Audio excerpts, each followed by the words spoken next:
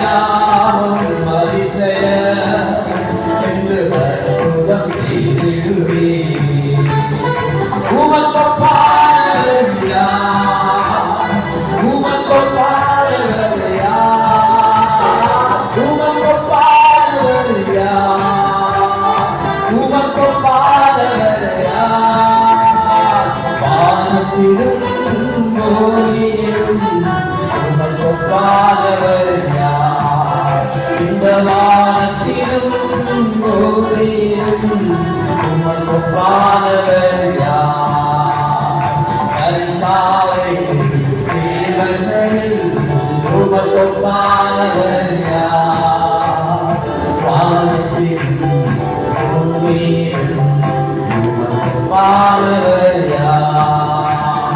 தூதர்களும் நம்முடமா உங்கள் ஜனங்களை போஷிக்கிறே.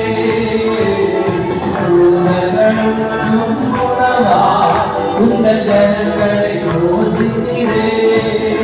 உம்மை போல யாருக்கு இந்த ஜனங்களை நேசித்திட? உம்மை போல யாருக்கு இந்த ஜனங்களை நேசித்திட? உமக்கொப்பானவர் யார்? உமக்கொப்பானவர் யார்?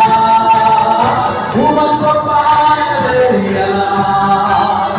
உமக்கொப்பானவர் யார்? வானத்திலும் பூமியிலும் உமக்கொப்பானவர் யார்? இந்த வானத்திலும் பூமியிலும் உமக்கொப்பானவர் யார்? கர்த்தாவே தேவர்களில் உமக்கொப்பானவர் யார்?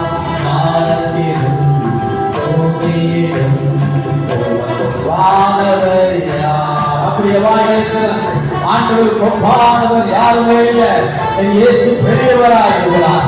என் இயேசுவால கூடாதது ஒன்றுமே இல்லை. என் இயேசு எல்லாவற்றுக்கும் போதுமானவர். அவரால் முடியாதது ஒன்றுமே இல்லை.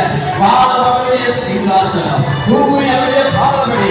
வானத்துக்கும் பூமிக்கும் எவ்வளவு தூரமோ அவ்வளவு பெரியவராய் நம்முடைய ஆண்டவராய் இயேசு கிறிஸ்து அவர் நம் மத்தியில் உலாவுகிறவராய் இருக்கிறார்.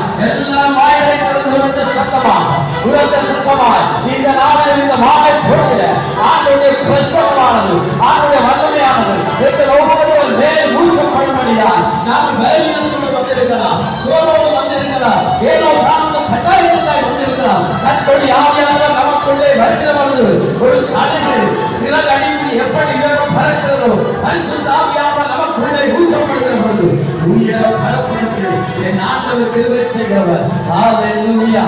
எல்லாரும் வாய்களை திறந்து இந்த பரிசுத்த ஆவியானவருக்கு கொடுப்போம்.